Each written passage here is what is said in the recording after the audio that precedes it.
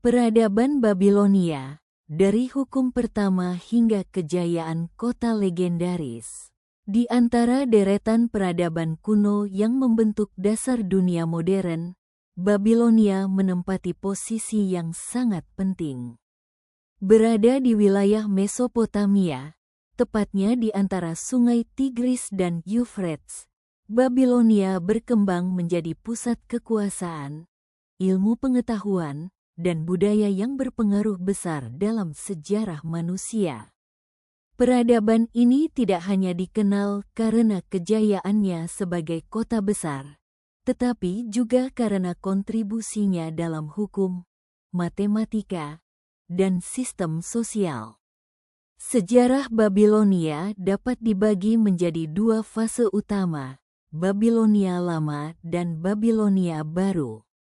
Masa Babilonia Lama mencapai puncaknya sekitar abad ke-18 sebelum Masehi di bawah pemerintahan Hammurabi, seorang raja yang berhasil menyatukan wilayah Mesopotamia yang sebelumnya terpecah-pecah menjadi kota-kota kecil. Di bawah kepemimpinannya, Babilonia berkembang menjadi kekuatan politik yang dominan. Warisan terbesar Hammurabi adalah Kode Hammurabi, salah satu sistem hukum tertulis tertua dan paling lengkap dalam sejarah manusia. Hukum ini mencakup berbagai aspek kehidupan, mulai dari perdagangan, keluarga, hingga kriminalitas. Prinsip yang paling terkenal dari hukum ini adalah mata ganti mata, gigi ganti gigi, yang mencerminkan konsep keadilan retributif.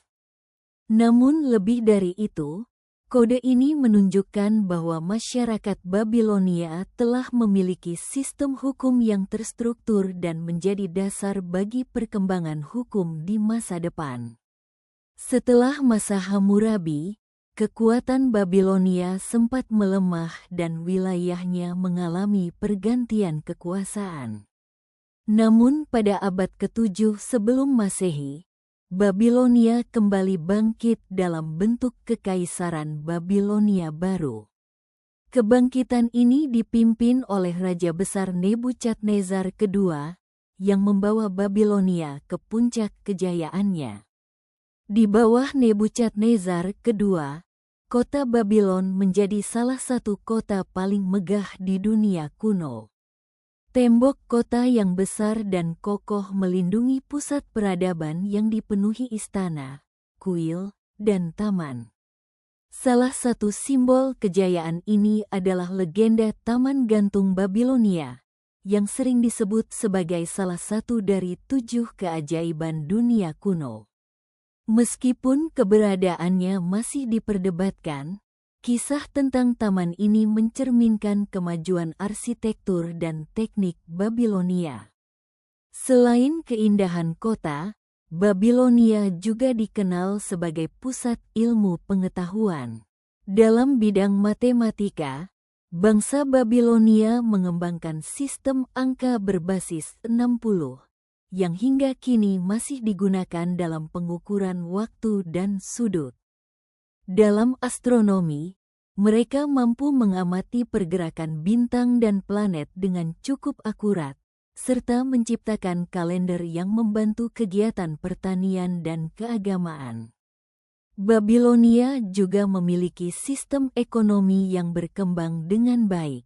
Pertanian menjadi tulang punggung ekonomi, didukung oleh sistem irigasi yang memanfaatkan aliran sungai.